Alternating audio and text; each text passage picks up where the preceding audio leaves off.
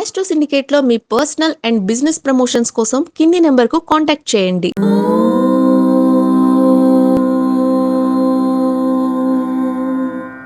ఓం శ్రీ గురుభ్యో నమః. హరి ఓం. ఆదిత్యాయ చ సోమాయ మంగళాయ బుధాయ చ గురు శుక్ర శనిభ్యశ్చ రాహవే కేతవే నమః. అందరికీ నమస్కారం. జన్మజాతకంలో రవి గనక దోషకారకుడైతే మరి అటువంటి జాతక వ్యక్తుల్ని వివాహం చేసుకోవచ్చా? అసలు రవి ఎక్కడెక్కడ ఉంటే దోషాన్ని కలిగిస్తాడు అని అడిగితే, రవి ఎక్కడైనా శుభకారకుడి, గుర్తుపెట్టుకోండి. ఒక్క తులలో తప్ప. తులారాశిలో కనుక రవి ఉంటే వారికి కొద్దిగా ఆ రవి అనేవాడు నీచ స్థానంలో ఉన్నట్టు.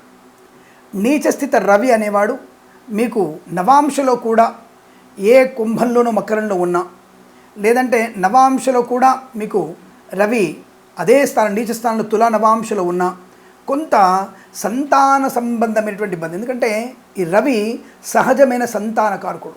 సంతానాన్ని కలిగించడానికి రవి చాలా కారకుడు. ఎందుకంటే మేషం, వృషభం, మిథునం, కర్కాటకం, సింహం పంచమాధిపతి రవి సహజ సంతానకారకుడు, సహజ జ్ఞానకారకుడు, సహజమైనటువంటి బుద్ధికారకుడు, సహజమైనటువంటి ఆరోగ్యకారకుడు. ఈ రవి మన జాతకంలో ఎంత బలంగా ఉంటే అంత మంచిది. నీచలో ఉంటే చెడ జరుగుతుందని అక్కర్లా. నీచలో ఉన్నప్పుడు తప్పకుండా సంతాన సంబంధమైనటువంటి ఆటంకాలను కలిగిస్తాడు.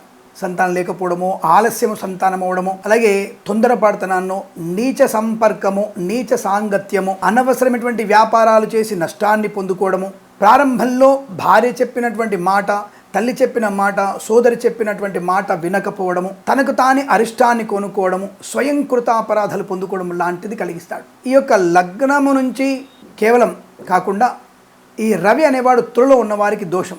కానీ వివాహానికి ఆటంకం కలిగిస్తాడంటే మేషలగ్నం వారికి సప్తమంలో కనుక రవి కనుక ఉంటే, అంటే తులలో ఉంటే కనుక తప్పకుండా అది కొంత వైవాహిక జీవన నష్టాన్ని కలిగిస్తుంది.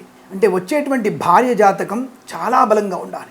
అష్టకవర్గరీత్యా ఈ బలం చాలా ఉండాలి. అదే కనుక సింహరాశి వారికైనా లేదంటే మేషరాశి వారికైనా, ఎందుకంటే సింహరాశికి స్వక్షేత్రం రవి, స్వక్షేత్రం అది. మేషరాశి వారికి ఉచ్చస్థితి, రవి అక్కడ కనుక ఉంటే ఉచ్చస్థితి.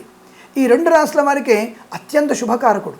అలాంటి రవి నీచులో ఉన్నప్పుడు అనవసరమైనటువంటి దుష్ట సాంగత్యాన్ని కలిగిస్తాడు.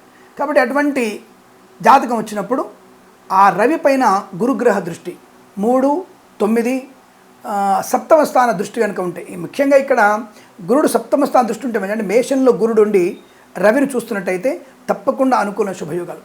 అలాగే పంచమ స్థానం నుంచి 5వ స్థానం నుంచి గురుదృష్టి ఉన్న, అంటే ఎక్కడి నుంచి మీకు మిథునం నుంచి, మిథునం, కర్కాటకం, సింహం, కన్యా, తుల, ఈ మిథున రాశిలో రవి కూడా ఈ యొక్క పంచమ దృష్టి చేత రవిని చూసినా చాలా మంచి ప్రయోజనాలు ఉంటాయి.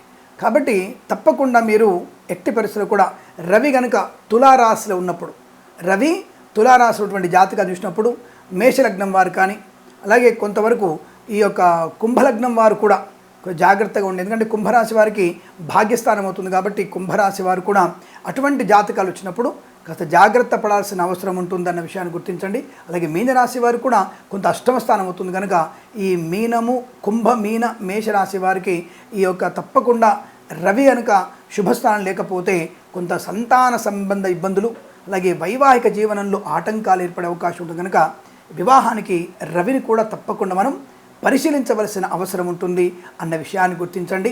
బట్ ఈ దోష నివృత్తి కొరకు తప్పకుండా సుబ్రహ్మణ్య స్వామి ఆరాధన, అలాగే శ్రీ విష్ణుమూర్తి ఆరాధన చేయడం, తప్పకుండా పెళ్ళైన తర్వాత ప్రతి 6 మాసాలకు ఒకసారి, సంవత్సరానికి ఒకసారి ఖచ్చితంగా సత్యనారాయణ స్వామి వ్రతాన్ని ఆచరించిన, ఎవరికైనా సరే సూర్యబింబాన్ని, అంటే బంగారంతో ఉన్నటువంటి సూర్యుడి బింబాన్ని దానము చేసిన, గోదానము చేసిన, అలాగే మనకి గోధుమలు, ఎర్ర వస్త్రాన్ని దానము చేసిన, కంచుపాత్ర దానం చేసిన ఈ దోషాలు తొలగిపోయి అనుకూలవంతమైన దాంపత్య సంతాన యోగం ఏర్పడుతుంది.